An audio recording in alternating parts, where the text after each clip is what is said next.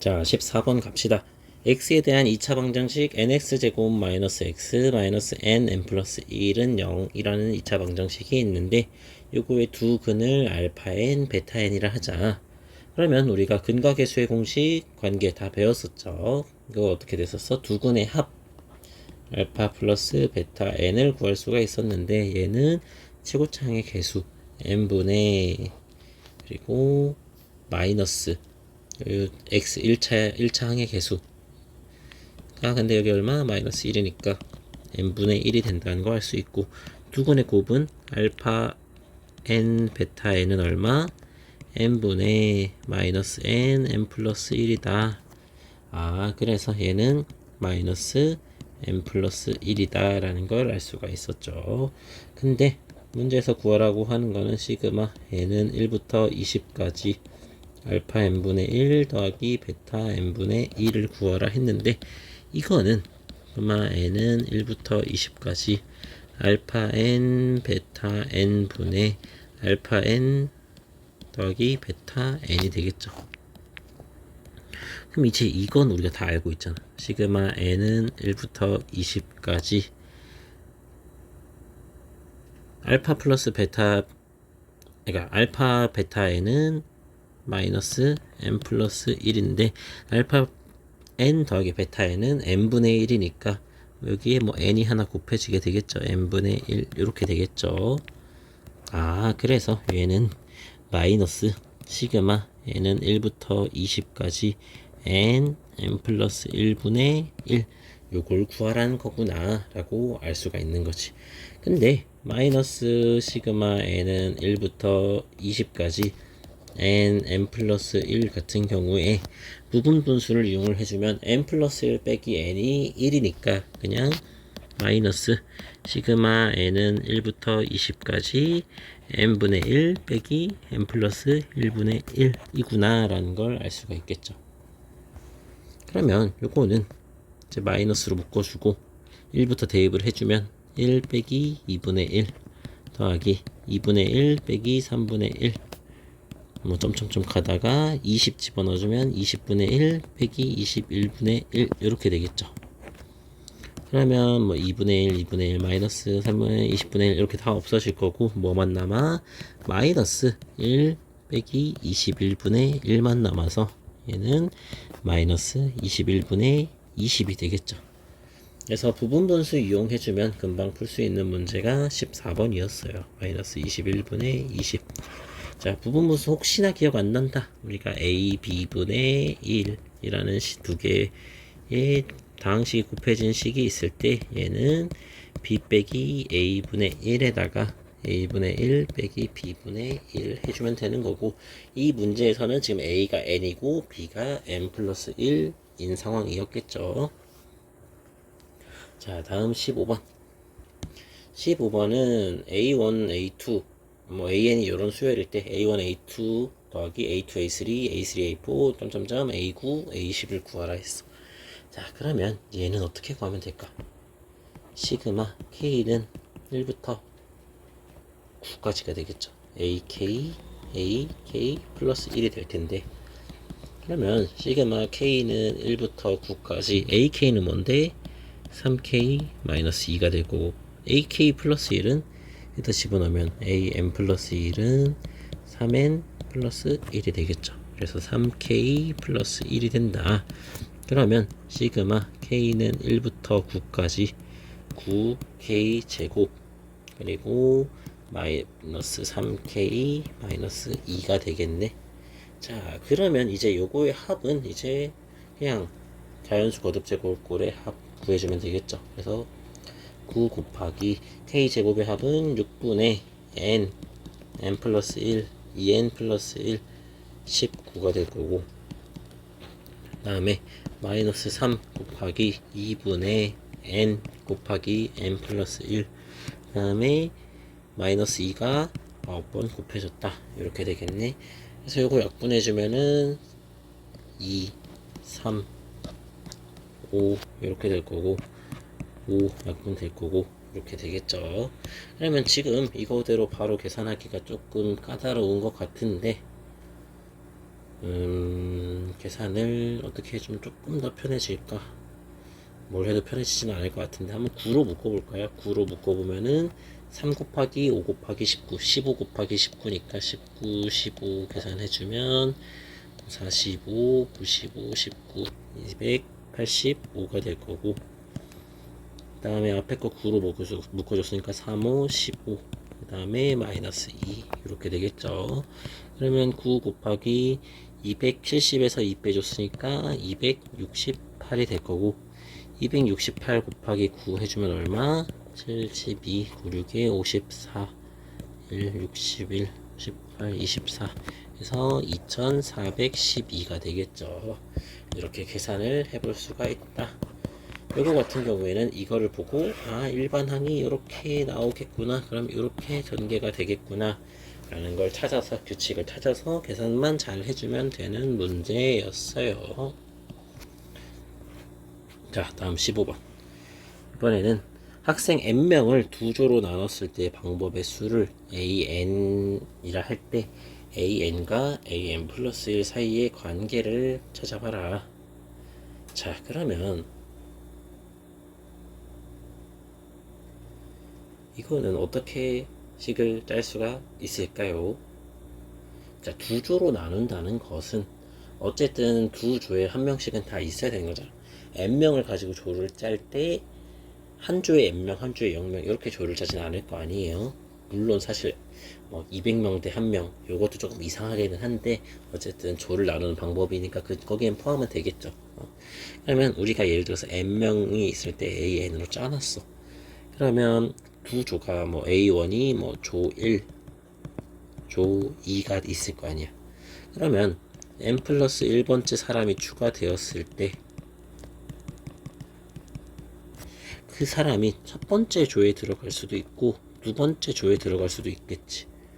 그래서 A n 플러스 1은 이 조 첫 번째나 두 번째나 들어갈 때 그 경우가 어차피 두 가지 중에 하나가 될 거니까 우리가 먼저 구했던 AN에다가 2를 곱해주게 되는 거지. 왜냐하면 조 1에 들어가는 방법이랑 그거에 따라서 n개를 나누는 경우의 수, 그리고 조 2에 들어갈 때랑 n개를 나누는 경우의 수가 같을 거니까 an 플러스 1은 2an이라고 생각하기가 쉬운데 선생님이 처음에 한 명 대 나머지로 다루는 경우도 있다 했잖아. 그래서 an 같은 경우에는 an에는 n 대 0인 경우는 없겠지. 근데 an 플러스 1 같은 경우에는 n 대 1인 경우는 있을 거 아니야. 그치? 그렇다는 얘기는 조 1에 n명이고 조 2에 1명인 경우는 없었는데 이런 경우가 새로 생길 수가 있다는 거지. 그래서 이렇게가 아니라 an 플러스 1은 2배의 an에다가 마지막인 경우, 이 경우를 하나 추가해서 an 플러스 1, an 플러스 1은 2an 플러스 1이다. 근데 n은 언제부터? 2보다 클 때부터. 왜? 학생을 2명부터 나누는 경우의 수를 따져줘야 되는 거니까. 예를 들어서 쉽게 생각해보면 우리가 A, B라는 사람이 있어서 이걸 두 개를 조로 나누는 경우를 따져봤을 때 얘는 조 A에 조 B에 A가 들어가는 경우, B가 들어가는 경우 한 가지가 있었을 거고, B가 들어가는 경우, A가 들어가는 경우 두 가지가 있었겠지. 근데 여기에 C라는 사람이 추가됐어.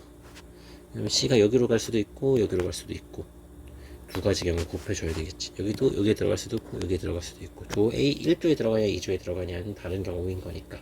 근데 조 A에 A, B가 있고 조 B에 C인 경우는 없었잖아. 근데 3명이 됐다. A, B, C로 3명을 나눈다. 그 경우에는 이게 포함될 수 있으니까 2an 플러스 1이 된다 라는 걸 찾을 수가 있겠죠. 자, 마지막 17번. 5보다 크거나 같은 모든 자연수 n에 대해서 다음 부등식이 성립함을 수학적 귀납법으로 증명을 해봐라. 자, 그러면 요거는 어떻게 풀 수가 있을까? n이 5보다 큰데 이게 만족을 한대. 수학적 귀납법 우리가 언제 할 수 있다 그랬어? 가장 작은 자연수부터 시작을 하면 된다 그랬지. 그래서 1단계 n은 5일 때가 되겠지. 이번에는 n은 5일 때 이 좌변은 어떻게 돼? 좌변은 2의 5제곱이니까 32가 될 거고, 우변은 5의 제곱이니까 25가 되겠지. 따라서 이 부등식을 뭐 1이라 했을 때 부등식 1이 성립한다 라는 거 알 수 있고, 그럼 두 번째, n은 k일 때, 뭐 k는 5보다 크거나 같은 자연수겠죠. 2의 k가 k의 제곱보다 크다라고 가정을 해볼게. 그럼 우리가 결론적으로 보여야 되는 거는 2의 k 플러스 1제곱이 k 플러스 1의 제곱보다 크거나 크다라는 걸 보여야 되는데, 이걸 어떻게 보일 수가 있냐. 우리가 뭔가 합으로 쭉 나온 거는 더해주면 된다 그랬고, 지수로 나온 거는 곱해주면 된다 그랬지. 그래서 양변에 뭐를 곱해줄 거냐면은 2를 곱해주면은 어떻게 돼? 2의 k 플러스 1제곱이 2k 제곱보다는 크겠지. 요렇게 하나 알아냈어. 근데 우리가 알고 싶은 거는 과연 이게 k 플러스 1의 제곱보다 크냐 라는 걸 보여주고 싶은데, 요 빨간색 부등식을 2번 부등식이라고 해볼게. 그래서 2번 부등식이 성립을 하면은 우리가 원하는 이 1번 부등식 k 플러스 1일 때 1번 부등식도 성립을 하겠죠. 그래서 2k 제곱 빼기 k 플러스 1의 제곱이 어떻게 되는지를 봐줄 거야.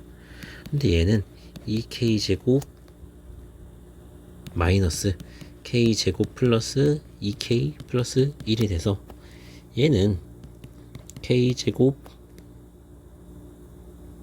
뭐냐, k 제곱 마이너스 2k 마이너스 1이 되겠죠. 근데 얘는 k 마이너스 1의 제곱에다가 플러스니까 빼기 2보다 해준 거랑 같겠네. 요거는 일단 마이너스 2보다는 크겠지. 근데 이게 0보다 큰지를 알아야지 되는데, 언제 0보다 클까? 0보다 커져. 왜? k는 5보다 큰 숫자이므로 k는 5보다 크거나 같은 숫자일 거 아니야? 그러니까 우리가 k가 1일 때가 최소가 되고, 뭐 마이너스 0, 2일 때 그 다음 뭐 마이너스 1, 2일 때 그 다음 이렇게 되는데, 5보다 큰 숫자에서는 다 0보다 크겠지. 즉 요게 0보다 크대. 그렇다는 얘기는 2k 제곱이 k 플러스 1의 제곱보다는 크다라는 게 되겠지. 따라서 즉 k는 5일 때 부등식 2가 성립을 하는 거네. 따라서